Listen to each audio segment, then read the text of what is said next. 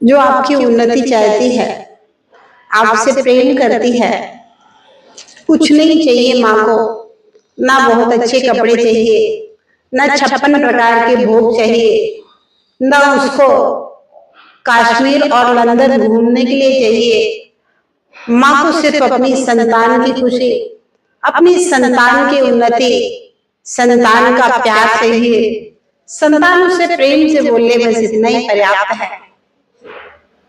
ऐसी माँ अगर उसके लिए संतान वृद्धाश्रम में भेज दे तो उस माँ की पीड़ा असहनीय होती है, क्योंकि भावनात्मक संबंध जो होते हैं उनको संपत्ति से नहीं तोला जा सकता और ना ही संपत्ति देकर के उनकी कीमत चुकाई जा सकती है। भावनात्मक संबंधों को भावनाएं देकर ही सहेजा जाता है, संवारा जाता है।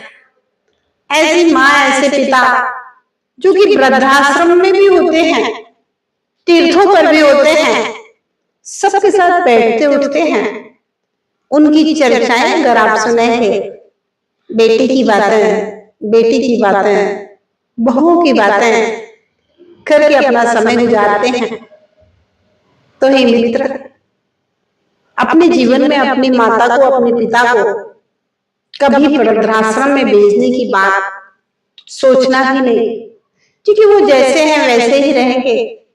ना वो तुम्हारी पत्नी के अनुसार हो सकते हैं, ना तुम्हारे अनुसार हो सकते हैं। वो जैसे हैं वैसे कितने से दिन के लिए हैं। माता पिता ने तुम्हें 30 साल तक पढ़ाया लिखाया, तुम्हारी परवरिश की, शायद अब वृद्ध होने के बाद उन्हें 30 साल नहीं जीना है। माता पिता की सेवा, माता पिता को सम्मान देना हर संतान का कर्तव्य है। हे मित्र, अगर तुम अपने माता पिता को वृद्धाश्रम में छोड़ोगे तो ध्यान रहे, तुम्हारी संतान तुम्हें फुटपाथ पर छोड़ देगी। तब तुम्हें समझ में आएगा कि संतान के छोड़ने का कितना पीड़ा होता है। और ध्यान रहे, कभी अपने माता पिता को वृद्धाश्रम में मत छोड़ना। ये वृद्धाश्रम परिवार की खुशी के लिए एक अभिशाप है। ये वृद्धाश्रम हमारी भारतीय संस्कृति नहीं है। भारतीय संस्कृति संन्यास लेने की संस्कृति तो है। भारतीय संस्कृति तीर्थों पर रह करके धर्म ध्यान करने की संस्कृति है। त्यागी व्रत बन करके त्याग और व्रत पूर्वक जीवन के अंतिम क्षण गुजारने की संस्कृति है।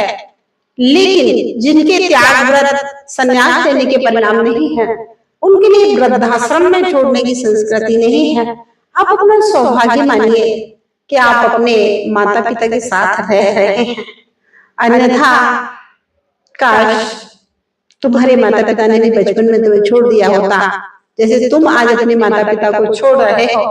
कौन पढ़ा था, कौन लिखा था, कौन तुम्हें बुराइयों से बचा था? उस माँ ने पढ़ाया लिखाया, परवरिश की, बहुत कुछ सिखाया। किताबों में सब कुछ नहीं होता है, बहुत कुछ हम जिसके साथ रहते हैं उसके साथ देख देख करके भी सीखते हैं। माता पिता ने तुम्हें एक अच्छा और बहुत बड़ा इंसान, महान व्यक्ति बनाया है, तो तुम्हारा कर्तव्य है कि तुम अपने माता पिता का सम्मान करो, सेवा करो और उनकी हर मनोकामना पूरी करो।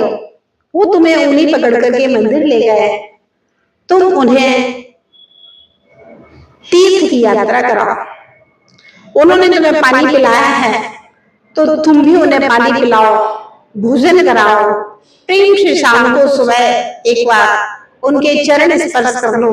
बस माता पिता का आशीर्वाद सदैव तुम्हारे साथ रहेगा और तुम जीवन में उन्नति करोगे और ये संस्कार तुम्हारी संतान में भी जाएंगी।